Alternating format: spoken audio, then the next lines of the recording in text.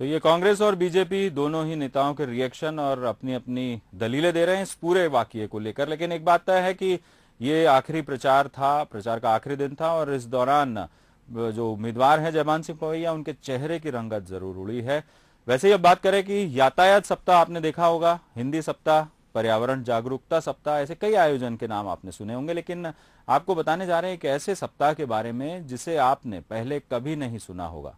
लोकसभा चुनाव के मद्देनजर इंदौर बीजेपी की नगर इकाई ने एक ऐसा ही सप्ताह मनाने की कोशिश की है और इसका नाम दिया है ताई, यानी कि सुमित्रा महाजन दिल्ली जाएगी सप्ताह। इस सप्ताह में क्या होगा ये आप देखिए। ताई दिल्ली जाएगी सप्ताह की शुरुआत होगी 16 अप्रैल से। पहले दिन किसान मोर्चा के साथ कृषि मंडी में कार्यक्रम का आयोजन होगा। इसमें मंडी के किसानों के बीच ताई के समर्थन में प्रचार किया जाएगा। दूसरे दिन यानी 17 अप्रैल को अल्पसंख्यक मोर्चा मुस्लिम महिला संसद का आयोजन करेगा।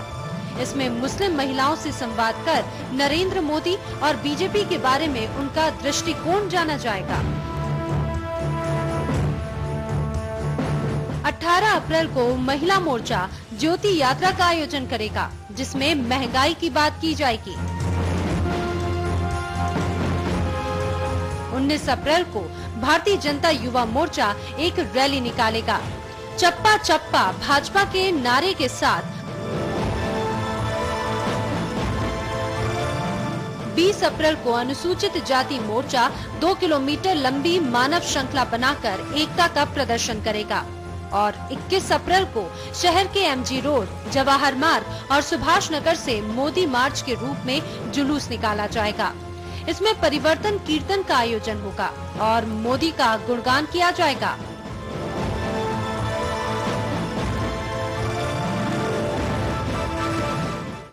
भारतीय जनता पार्टी एक पूरा सप्ताह ताई दिल्ली जाएगी और चप्पा चप्पा भाजपा के नाम पे बनाने जा रही है। और हमारा जो विराट परिवार है भारतीय जनता पार्टी, जिसके अंदर 6 मोर्चे हैं, 56 हमारे प्रकोष्ठ हैं और सभी बूथ स्तर तक जुड़े हुए हैं, जनता तक जुड़े हुए हैं। वे सभी एक महाअभियान के रूप में इंदौर के चौराहे चौराहे पर, इंदौर की गली गलियों में मतदाताओं के बीच में जाएंगे, उनसे संवाद स्थापित करेंगे।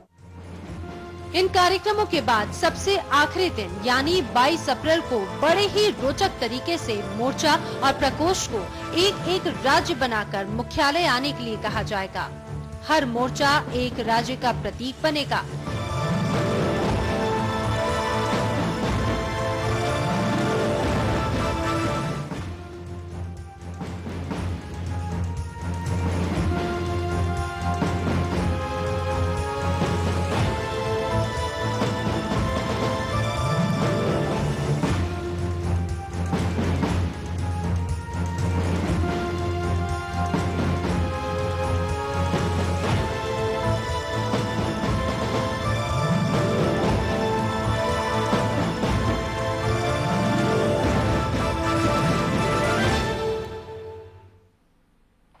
तो बेहद अनूठा आयोजन और बीजेपी वैसे भी प्रचार में कांग्रेस से कहीं आगे है। पूरी कैंपेनिंग जो दिखाई दे रही है उसमें बीजेपी बहुत आगे चल रही है।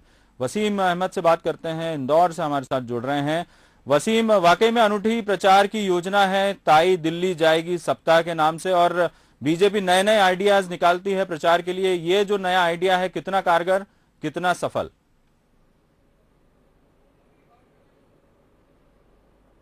देखिए विजय जी, असल में जो आइडिया है इसके बारे में एक बात जो सामने आई है जो कि असल में आम लोगों को नहीं पता, जो दूसरी मीडिया है वो भी पहुंची थी बीजेपी से इस सप्ताह के बारे में जानने, लेकिन किसी को नहीं पता। लेकिन बंसल न्यूज ने जो जानकारी हासिल की है वो असल में बड़ी रोचक है।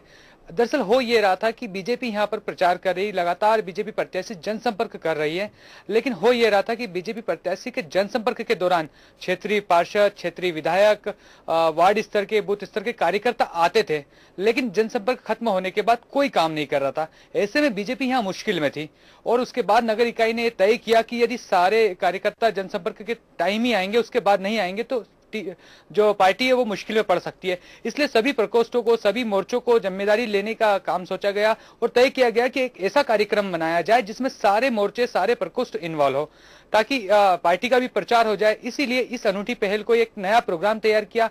महज 9 दिन बचे हैं इंदौर में मतदान को, उसके बावजूद फौरन ये कार्यक्रम तैयार किया और 7 दिन की कार्यशैली जो है वो तैयार कर दी गई और इसमें सभी प्रकोष्ठों को, सभी मोर्चों को जिम्मेदारी दे दी गई है। यानी कहा जा सकता है विजय जी कि ये सिर्फ अनूठी पहल नहीं है, दरअसल भाजपा ने यहाँ पर अपनी कमजोरी को अपनी ताकत के रूप में पेश किया है। विजय जी बिल्कुल वसीम, यानी कि बहुत सही बात कही आपने कि कार्यकर्ता घर से बाहर निकले और प्रचार में पूरी तरीके से जुट जाए। इसी वजह से ये कार्यक्रम तय किया गया है और अपनी कमजोरी को ताकत बनाने की कोशिश की है और राजनीतिक दल यदि ऐसा करता है तो एक सकारात्मक संकेत कहा जाएगा।